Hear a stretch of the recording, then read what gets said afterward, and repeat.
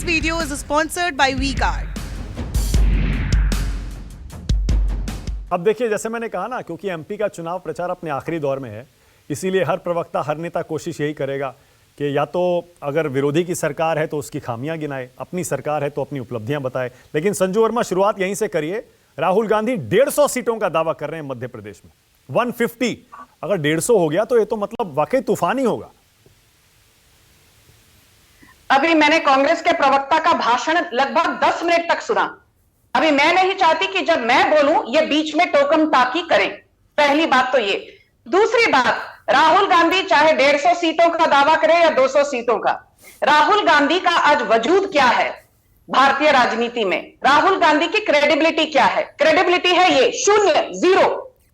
तीसरी और सबसे अहम बात, यहां पर मुझे कई बार ताज्जुब होता है, जिनको अर्थशास्त्र का अर्थ तक नहीं मालूम, वो यहां पर गलत शलत आंकड़े देकर आपकी जो जनता है, जो आपको देखती है, आपके शो को, उनको बरगलाने की कोशिश होती है।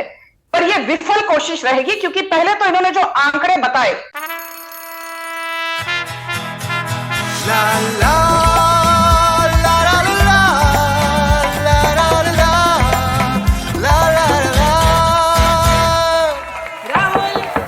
राहुल तन के साथ मन को जगाओ वी-गार्ड वाटर हीटर्स के संग।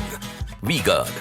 मैं इनको थोड़ा बता दूं, आपकी जो जनता है, दर्शक है, उनको यह जानना जरूरी है कि पिछले 3 सालों में भारत लगातार यूक्रेन रशिया युद्ध के बावजूद, कोविड महामारी के बावजूद, वर्ल्ड की, दुनिया की सबसे तेज रफ्तार से बढ़ने वाली अर्थव्यवस्था है। जीडीपी ग्रोथ 2 साल पहले 9.1% था, उसके बाद पिछले साल 7.5% था, और जो पिछला क्वार्टर है, जून क्वार्टर में जीडीपी ग्रोथ थी 7.8%। और यह सब तब हो रहा है जब दुनिया की बड़ी बड़ी अर्थव्यवस्थाएं, कोई नेगेटिव 0.5%, तो कोई 1%, तो कोई 1.5%, तो कोई 0.2%, मतलब जब आधे से ज्यादा दुनिया स्टैग्नेशन या डिफ्लेशन से जूझ रही है, भारत की अर्थव्यवस्था ऑन एवरेज 7.5% से ज्यादा बढ़ रही है। पहली बात तो ये।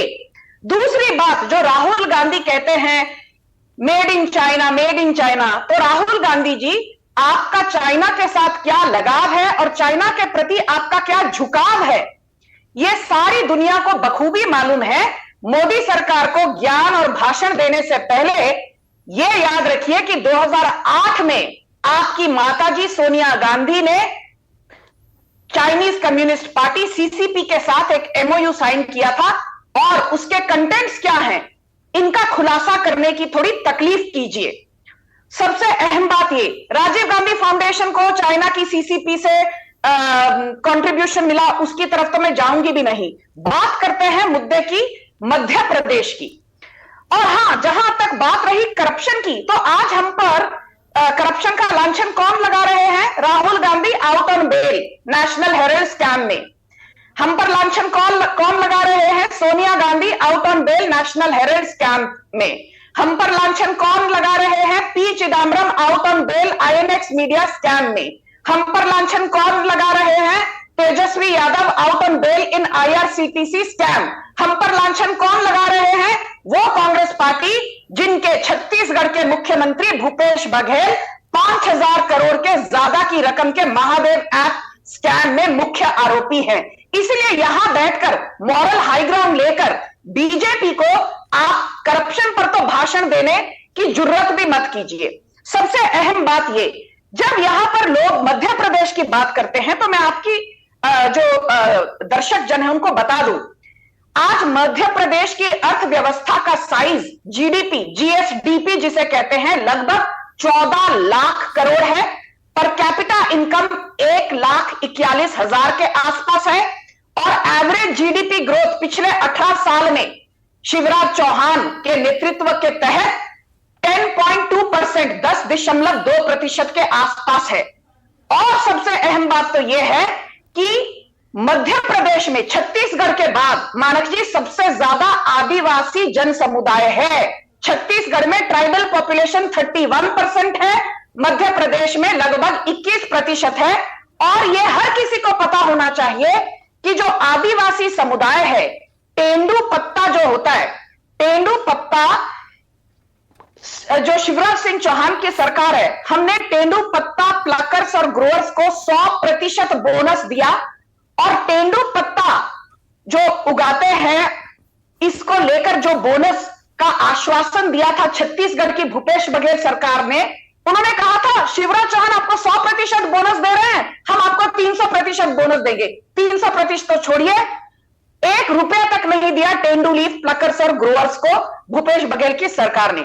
सबसे अहम बात ये, चाहे लाडली बहन योजना हो, मातृ वंदना योजना जिसके तहत 40 लाख से ज्यादा महिलाओं को मध्य प्रदेश में फायदा हुआ है, 33 लाख से ज्यादा महिलाओं को लाडली बहन योजना के तहत फायदा हुआ है, 7.5 लाख घरों को जल जीवन मिशन के तहत साफ सुथरा पीने का पानी मिलता है, 57 लाख से ज्यादा महिलाओं को बेटी बचाओ बेटी पढ़ाओ योजना के तहत कोई स्टाइपेंड या रीस्किलिंग या स्किलिंग अपॉर्चुनिटी का लाभ हुआ है। पहले जहां पर 18 साल पहले सिर्फ 150 मेडिकल सीटें थी, आज वहां 4,500 MBBS सीटें हैं। जहां 18 साल पहले SC ST का मध्य प्रदेश का बजट सिर्फ 1000 करोड़ था, आज वो 63,000 करोड़ है।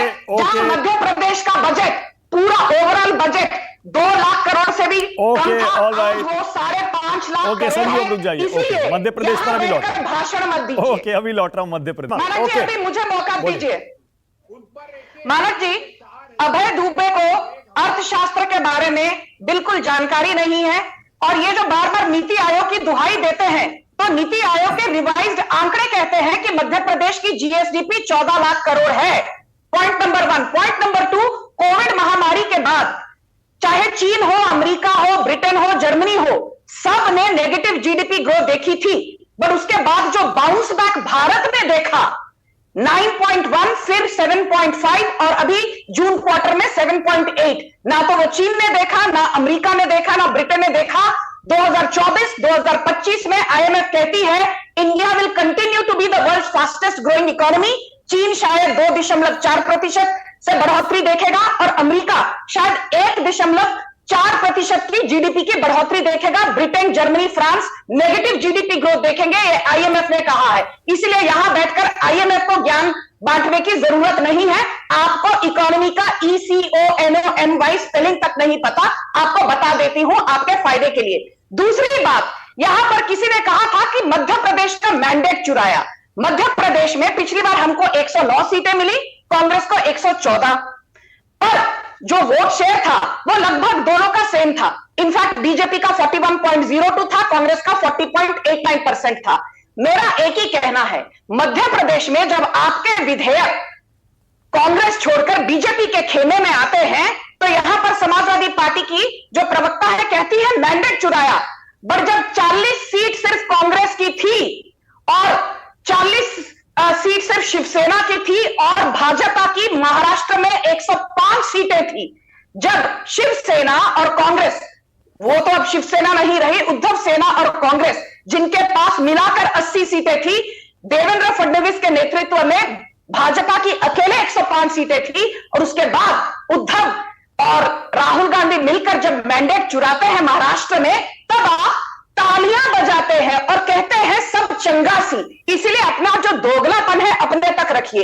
अब बात करते हैं जो BSP के प्रवक्ता ने कहा, उनकी एक बात से मैं सहमत हूं। यदि आपको 2024 जीतना है, the road to Delhi is via Uttar Pradesh. अभी पिछली बार लोकसभा में कांग्रेस को तो एक ही सीट मिली, उत्तर प्रदेश से रायबरेली। राहुल गांधी का तो सुपड़ा साफ कर दिया था स्मृति ईरानी ने अमेठी से। बात करते हैं समाजवादी पार्टी, इनको पिछले लोकसभा 2019 में 5 सीटें मिली, बट अब इनकी टैली गिरकर 3 हो गई है, क्योंकि रामपुर और आजमगढ़ में जो बाई इलेक्शन हुए थे वो दोनों समाजवादी पार्टी हार गई। BSP को 10 सीटें मिली, और BSP और समाजवादी पार्टी का जो प्री पोल अलायंस था, जैसे BSP को 10 सीटें मिली लोकसभा 2019 में, समाजवादी पार्टी और BSP का गठबंधन टूट गया। और सबसे मजे की बात तो यह है कि 2019 के लोकसभा चुनाव से पहले बीजेपी गोरखपुर, फूलपुर और कैराना तीनों बाई इलेक्शन हारी थी। और मुझे याद है कई डिबेट्स पर विपक्ष के नेता बोलते थे, अरे बीजेपी तो गोरखपुर हार गई, फूलपुर हार गई, कैराना हार गई। इस बार तो बीजेपी का लोकसभा 2019 में उत्तर प्रदेश से सुपड़ा साफ हो जाएगा। हमको फिर भी 62 सीटें मिली, और जब तक बीजेपी को आप उत्तर प्रदेश से डिसलॉज नहीं कर पाते, तब तक 2024 के ख्वाब देखना मुंगेरी लाल के हसीन सपनों के बराबर है। इसीलिए यहां बैठकर डिबेट में बड़ी बड़ी हाँकना तो अलग बात है। और हां, जहां तक गरीबी रेखा की बात, तो ये IMF का आंकड़ा है।